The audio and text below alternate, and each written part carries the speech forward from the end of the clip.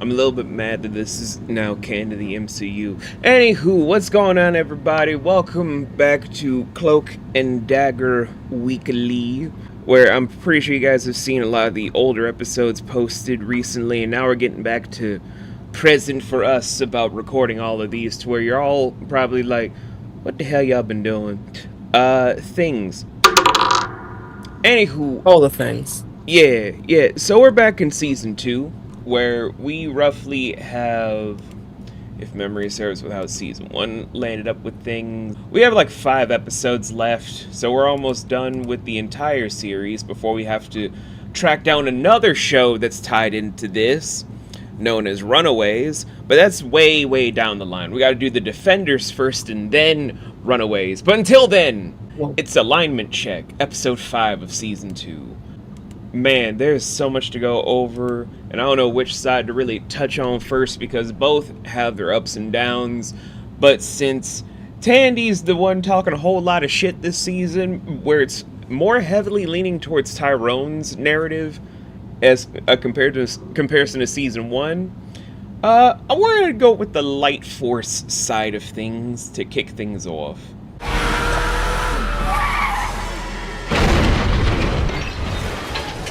okay, so... Ooh, I just lost my notes. Okay, so... so, this episode kind of starts off with you hearing Tandy in the background, like, talking about this, doing this whole big speech about, like, vipers and farmers and shit. I was kind of lost in the very beginning, so I didn't really take many notes about it, but basically, for what I can understand throughout the whole thing was saying that basically about vipers and how they bite and stuff. And that the farmer wins and not the viper. Anyway, so you first start off with the episode with Tandy and Tyrone, at the church, talking amongst themselves. When she starts getting a bunch of angry texts from her mom, being like, SOS, 911, where the fuck are you? Are you okay? Come home, get home soon, like blah blah blah, whatever. So then when you see her next, she's at home, talking to her mom.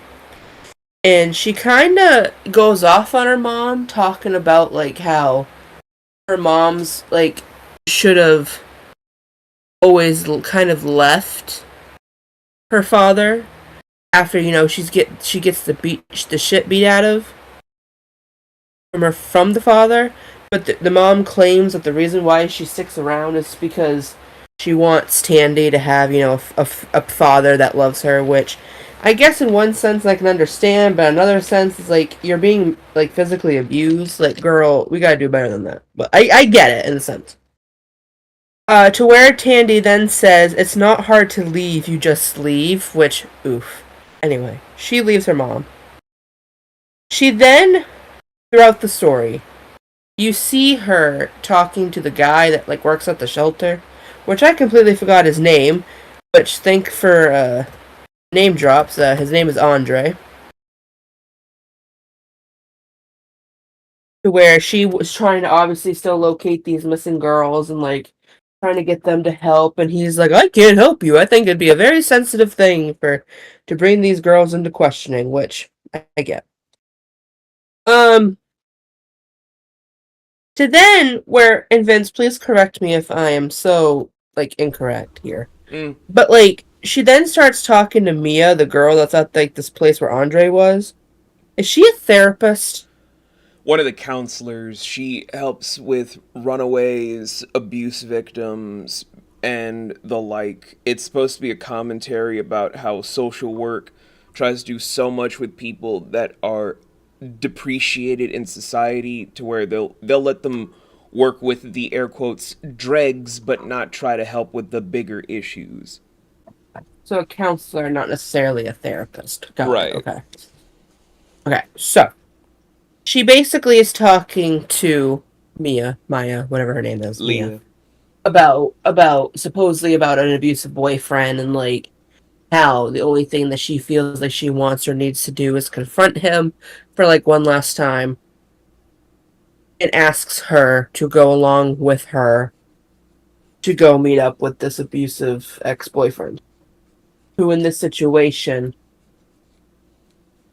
Should I stop there, or should I just keep going? You can keep going. That's fine. Okay. So that person that she was basically referring to was Tyrone, because she needed to talk to, Tyrone.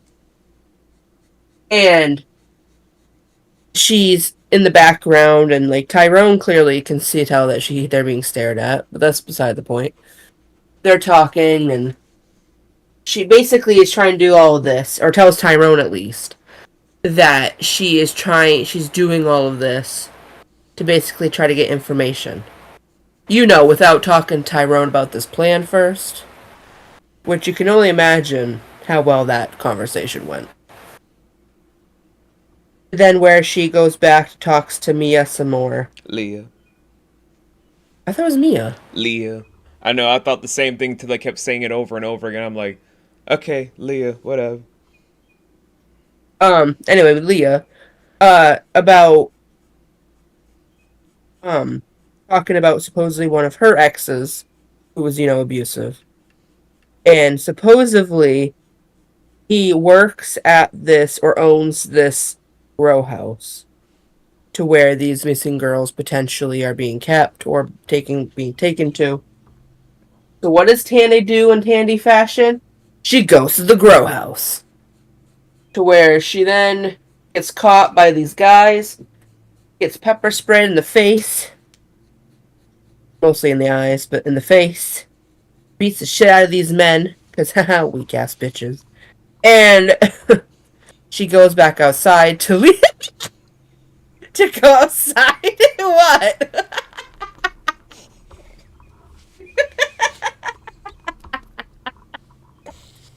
Anyways. Someone's gearing up to play Marvel Rivals as a Pimp and Swagger, apparently. Pimp and Swagger. So, I actually don't have the game installed anymore, but anyway. So, she then goes outside after beating the shit out of these guys, because they're weak-ass bitches. And who does she meet outside but Leah? And when she tells her that she did it to, they get what they deserve, all of a sudden she sees lights and sirens behind her. She turns around, and then she falls to the floor. Why? Because Leah tases her. And then you see her in the back of an ambulance. Tied up and masked up. Because that can only go so well. Which, to where Shan didn't bring this part up, because it's still probably like, That's wait all I a minute. It starts over how the episode begins while Tandy is in the back of this ambulance, meaning that the entire recollection that we're given is Tandy telling a story tied into everything that happened before she ended up tased and in the back of a fucking ambulance. But let's get to the dark side for the Dark Force narrative. Wow, running away from bullets. So Tyrone is looking for answers, but he is angry with Tandy. Why? Because he's angry at himself. Why? Because trauma.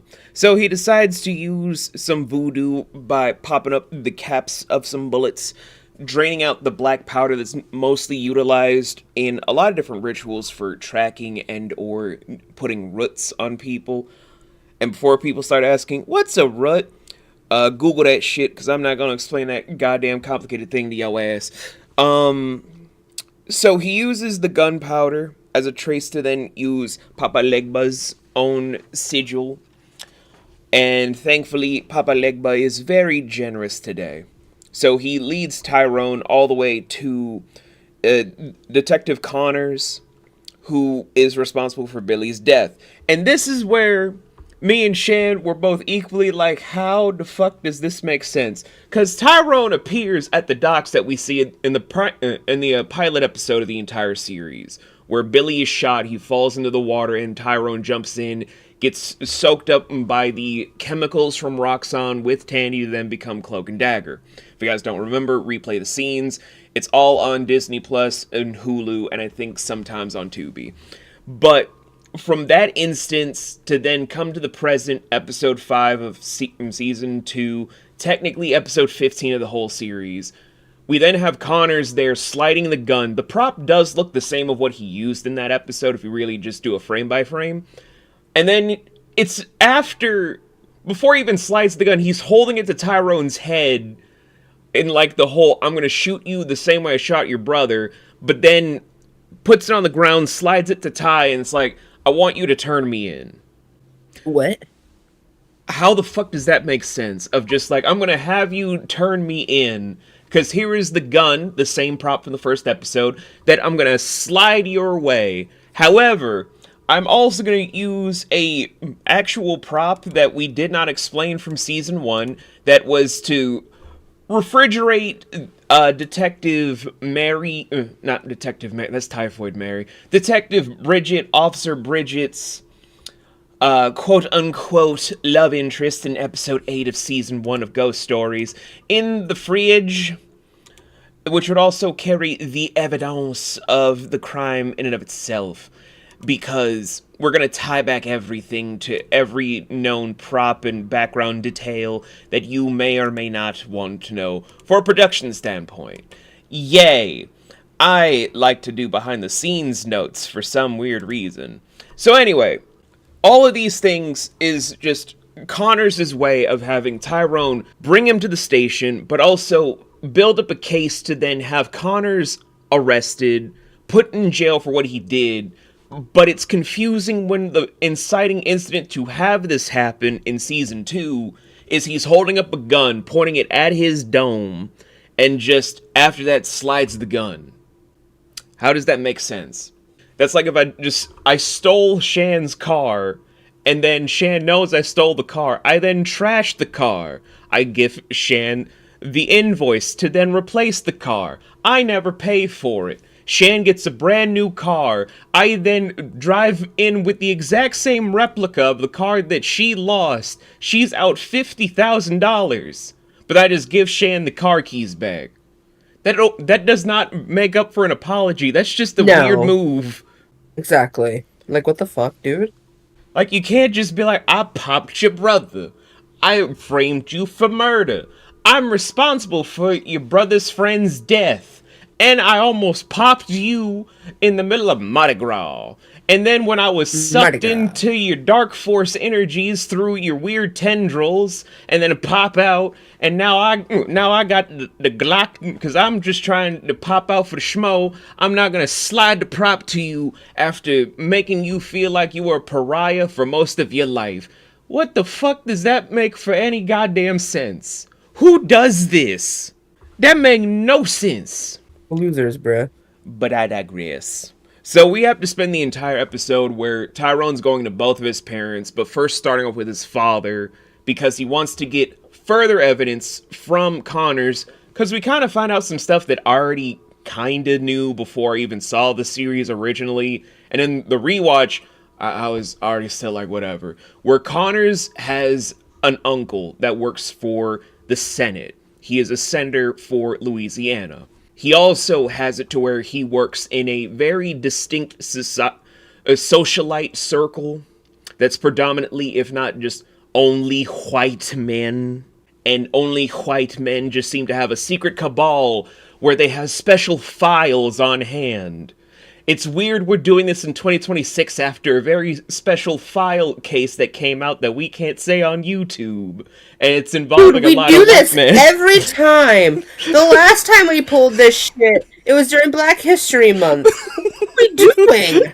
And now it's like, oh, okay, Connors is in some files. What kind of files you in, Connors?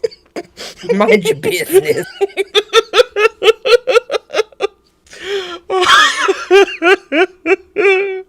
God damn it. So anyway, now Tyrone... No, we're never going to catch a break from this moment, I'm telling you. So now Tyrone's going to be like, okay, we're going to get these files that you say are hidden in this secret compound that's held by a secret cabal of white men. It is no problem that your senator uncle that's in a position of power with the United States government has files hidden away from you. You know, when you put it like that. Huh. So, Ty goes in after sneaking around to try to look for the files, but oh no, mysteriously the files are missing. Ooh. We gotta watch something. This show's canceled. We gotta go. This is too close to home, bro. This is too topical right now. Cloak and Dagger's too dangerous. It's too topical. No wonder Kevin's trying to bury this under I don't know how many files. But I digress. So when Tyrone doesn't find what Connors told him he had, he then is like, okay, I see you, Mr. White Man. First, let me get my dad out of the way. I'm gonna drag your ass to where I've been squatting for I don't know how long. It felt like a year. It's only been a couple of months, though. I'm about to choke the living fuck out of you and drop your body from this high off goddamn height. But I'm gonna make sure you have fear in your eyes. The moment he does, though, his fear touch kicks in where all he sees is the regrets that Connors has been weighing on his soul for so long. That he's like, oh, so you really about that life? You really want to confess all of a sudden? Damn, I really wanted to kill your ass. But I guess I gotta let you live. Damn it for me. Some bitch. So that's when he finally goes to his mom near the penultimate moments of the episode of, hey mom, I have someone that wants to do some stuff with justice. Really? I thought I told you to lay low. Yeah, but this is important. Then brings in Connors to where it's allegedly at this point, because it's not going to be confirmed until the next 2 episodes, but it's allegedly from this point, during this moment all the way up until Tandy's eventual reintroduction back to Nolans, that Connors will have done his confession and Ty will have been exonerated. That is a big pushing moment for the rest of the season. That would have also gone into a bigger season that would have come into play.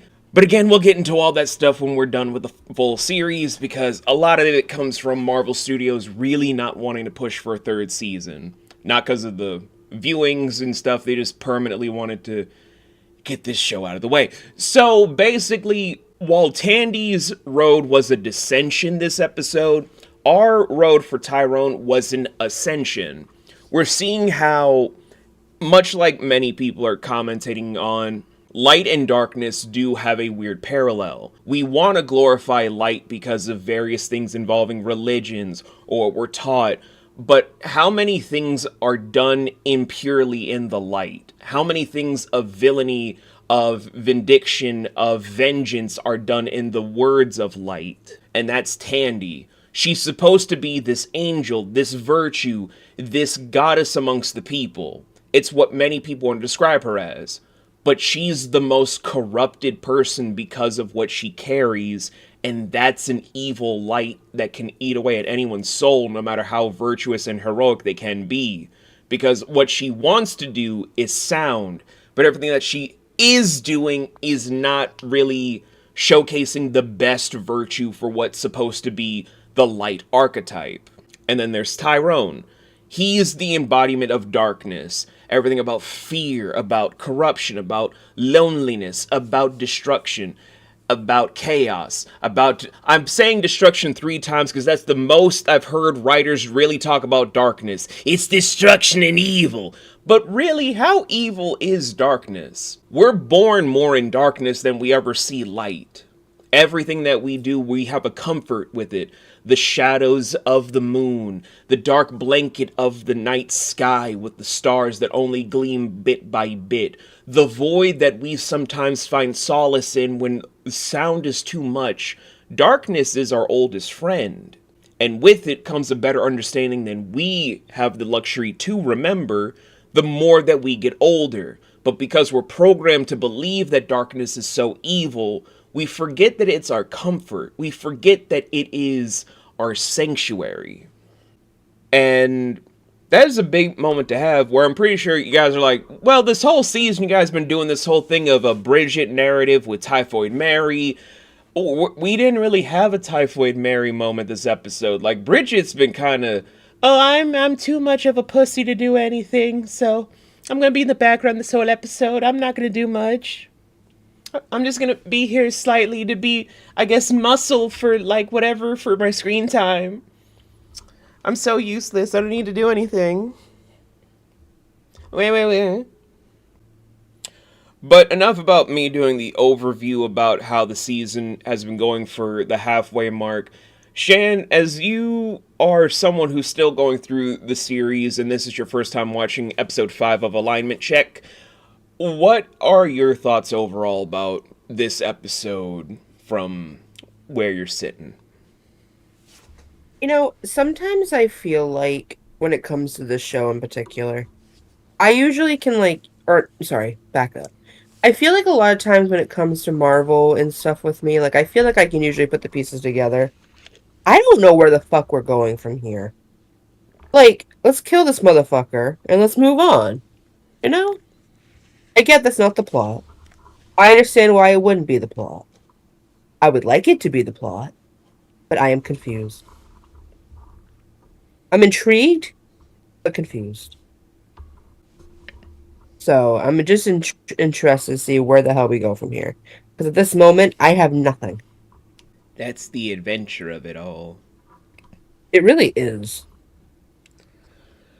Because, as many people probably always note of oh, if Kevin has no haters, then I guess V is dead. Because I will hate this man to the day I die. That's true. This is a show, much like many other things before the MCU gets their hands on it, where it's not just when you kill an enemy, the problem gets solved. Sometimes just killing people doesn't solve a problem. Sometimes having your villains face their judgment while they're alive has more catharsis than killing. Which is rich coming from me with how many people I kill in every production that we have been doing, every live show that we do. There's a lot of death that I write, but I'm traumatized and a minority that has not known peace.